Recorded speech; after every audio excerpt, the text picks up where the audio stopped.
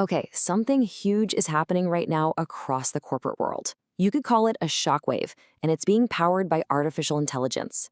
It's forcing companies to completely tear up the old playbook on how they run things and even who they need on the team. Let's break down what this AI restructuring really means. So let's start with a number 4,000 people. Now, that's not just a number on a page, that's 4,000 people. It's how many jobs the fintech giant Block, the company behind Square and Cash App, just cut. We're talking about nearly 40% of their entire workforce. It's one of the biggest AI-related cuts we've seen so far. And this is what happened right after. Block's stock price didn't just nudge up, it surged by around 20%. Think about that. The market didn't just tolerate the news, it celebrated it. Investors basically rewarded this huge dramatic pivot with a massive thumbs up. And that really gets to the core of the issue, doesn't it? This idea, this promise that a smaller, smarter team can achieve more is incredibly powerful. But it forces us to ask the really tough question we're going to dig into right now. What is the true price of this AI-powered efficiency?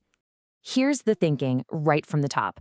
Block's CEO, Jack Dorsey, is basically saying that AI has rewritten the rules of business. So, from his perspective, these layoffs aren't just about saving cash. They're a deliberate, strategic move to build a leaner, faster company that has AI at its very core. So, let's unpack that promise. What is this incredible potential that has Wall Street so excited? Well, it's a vision of explosive, exponential growth. A concept some are now calling the 10x payoff. Accenture even gave this vision a name, the 10x Bank. Just picture this for a second. The idea is that a company's growth is no longer tied to how many people it can hire. Instead, you could have one single employee armed with a whole team of specialized AI agents delivering 10 times the impact. And this image, well, it really captures that whole idea. The future isn't about empty offices. It's about a totally new kind of workforce. A seamless blend of human creativity and artificial intelligence, working together to do things we couldn't even imagine before. And the numbers behind this are just staggering.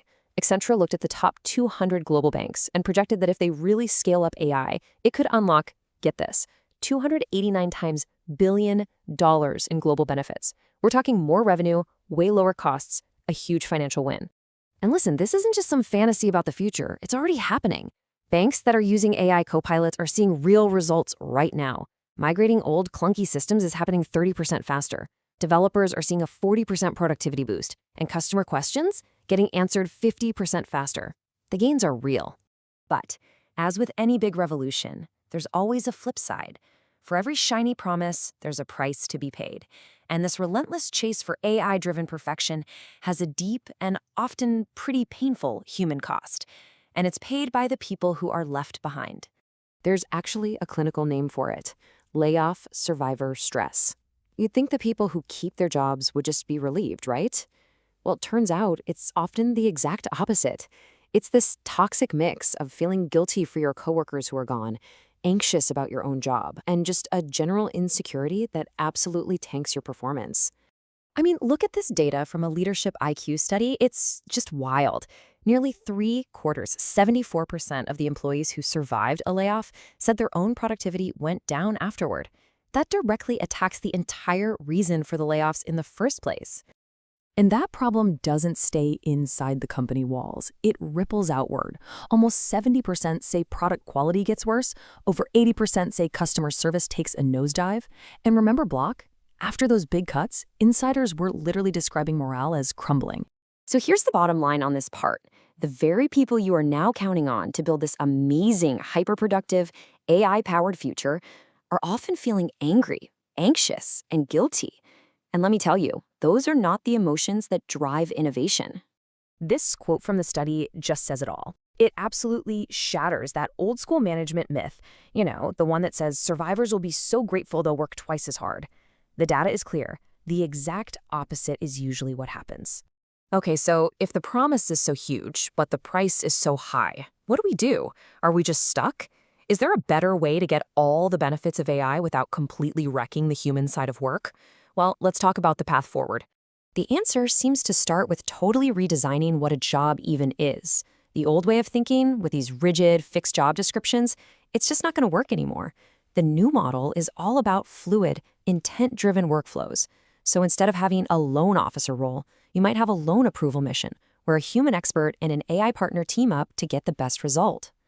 And this reframes everything. See, AI isn't the replacement. It's the assistant. It's the ultimate co-pilot that takes care of all the tedious, repetitive, data-heavy stuff. That frees up the human employees to double down on what we do best: strategy, creative problem solving, and building real, empathetic relationships with customers. Now, to make this actually work, the HR department needs a complete overhaul. Accenture says HR has to step up and lead this change, not by just hiring and firing, but by becoming masters of growing talent from within.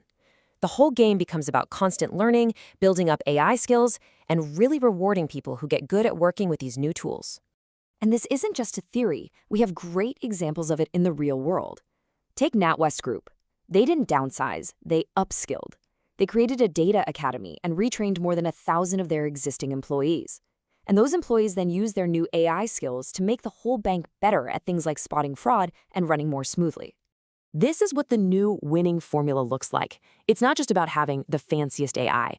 The real advantage goes to the companies whose leaders and teams can actually take all that artificial intelligence and turn it into real-world action. That's the heart of the 10X bank, not just having the tech, but having the human talent to master it. And that's what this all leads to. The ultimate goal is what they call an unconstrained future. A future where AI helps us smash through old barriers, making everything faster and smarter. But, and this is the most important part, it also makes work more deeply human by letting us focus on the things we were always meant to do. Which leaves us right here with this one final, incredibly important question. We are standing at a crossroads. As these AI agents become a normal part of every workplace, maybe even outnumbering us, we have a choice to make. Are we going to use this incredible technology to elevate our most human skills and make work better? Or, in our endless quest for efficiency, are we just going to optimize humanity right out of the picture? The choice we make is going to define work for a long, long time.